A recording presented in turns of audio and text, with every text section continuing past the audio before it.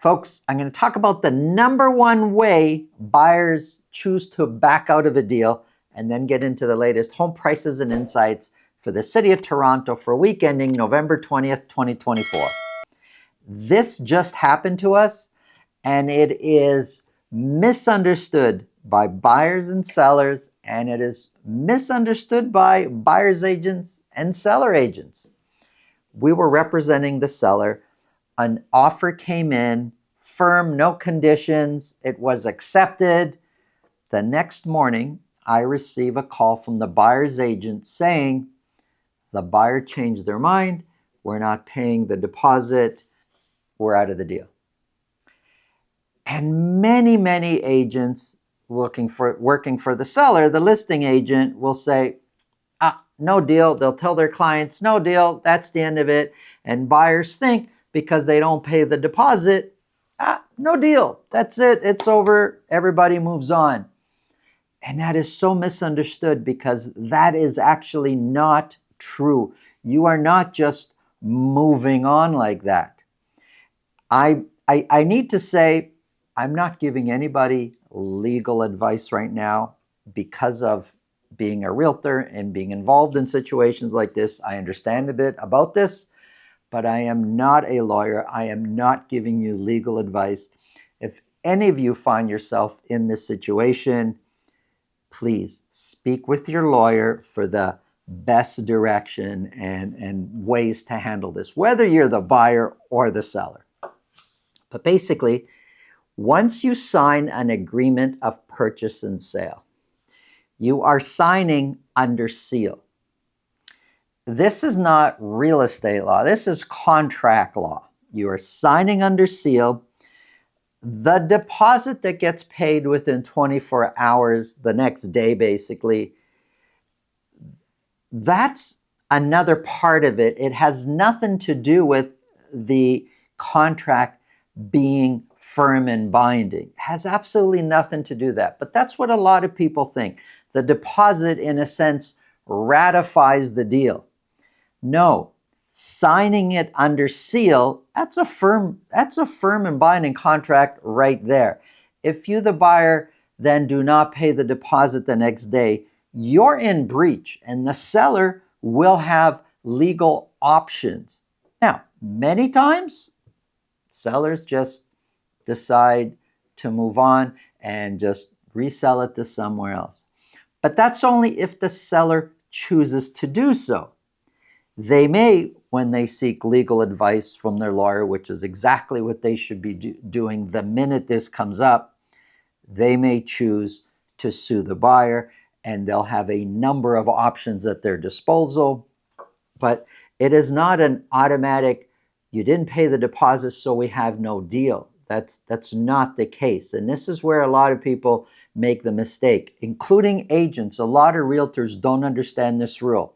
They think, well, we don't pay the deposit, there's no money, the deal's not ratified.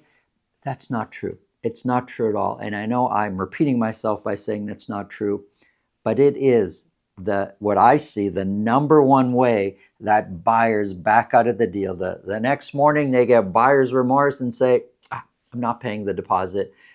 No deal. Yes, there's a deal, and now you're in breach. And you really need to speak with your lawyer to figure out what are the consequences of this. And the sellers especially need to speak to your lawyer. What do you do when you're in this situation? But it is a breach of contract.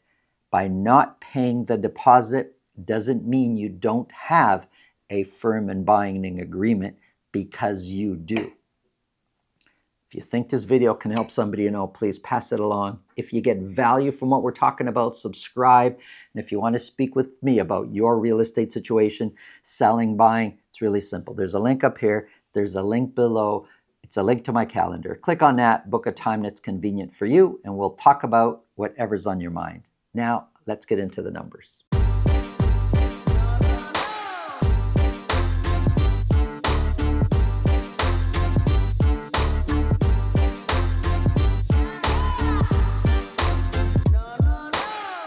Folks, at the end of this video, check out, the links will be on the screen.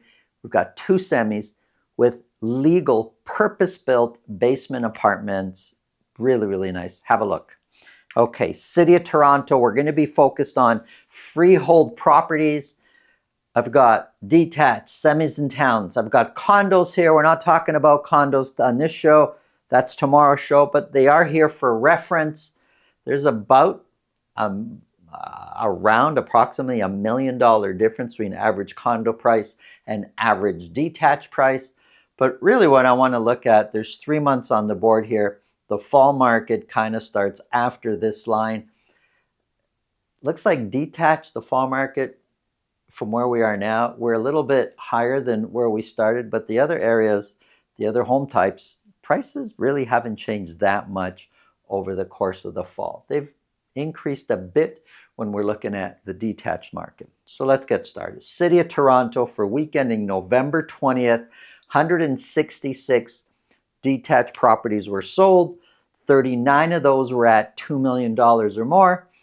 If we look at the summer months, July and August, and we look at the fall, sorry, not the months, the weeks here, the summer weeks and the fall weeks, volume is way up from where we were over the course of the summer. And if we kind of look back a bit earlier in the spring market, we're just a little bit lower really than where we were in spring. And spring is normally when we do see the most volume. So sales are overall, compared to the year that we're in, they're pretty good right now when it comes to the detached market for the City of Toronto.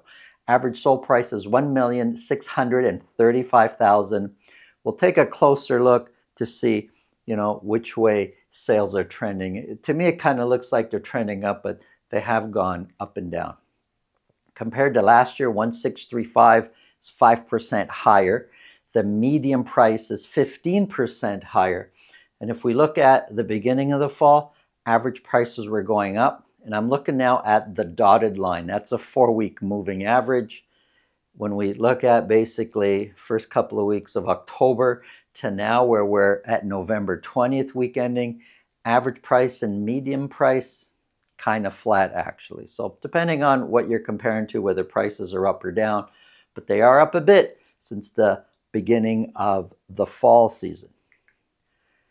166 were sold, 36% sold at list price or more. And if you're wondering, overall, year to date, January 1st to November 20th, this year versus last year, we're actually up in sales by almost 6%, 5.8% more sales this year versus last year, year to date.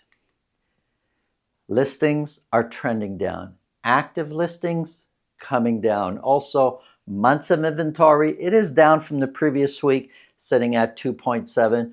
But if we look at basically almost the whole fall market, it's kind of bounced between 2.4 or 2.7 to 3.4 and 3.7. So it's kind of averaging out 2.7, 2.8 maybe. So it hasn't really moved that much over the fall market. Here's the city as a whole. And if we say 2.7 is the overall City of Toronto average for months of inventory, well, you got certain areas that are far more aggressive. Scarborough sitting at 2 months of inventory. High Park sitting at 2.2 months of inventory. East York, Riverdale Beaches sitting at 1.6 months of inventory. 22 detached properties were sold for the week ending November 20th. Semis, sales are trending down. 44 semi-detached properties were sold. 11 of those were at $1.5 million or more. Average sold price climbing. It's now at $1,287,000. 1,287 is 13% higher year over year. The median price of 1,236 is 18% higher year over year. And if we look at basically middle of October, over the last 4 or 5 weeks to where we are today, average price kind of flat, median price kind of trending down, although this 1 week it bounced up, so average will kind of bring that up a little bit. Months of inventory climbing over the last few weeks. We're now sitting at 2.3 months of inventory.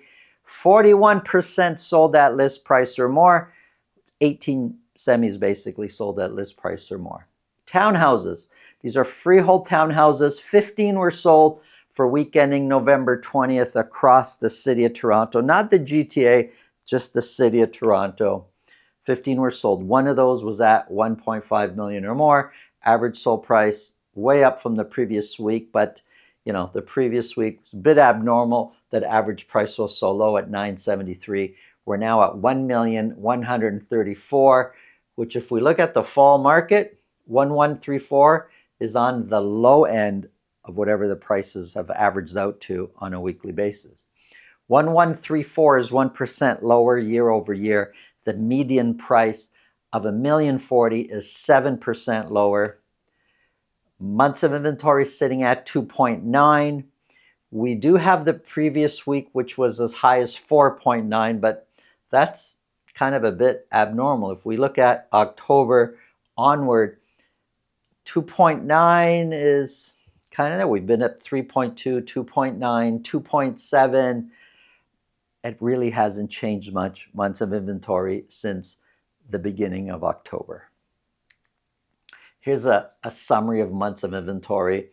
We are at, when we're looking at detached semis and towns, we're at the top end of a seller's market, at the bottom, just approaching what we would call a balanced market, which is just over 3 months of inventory.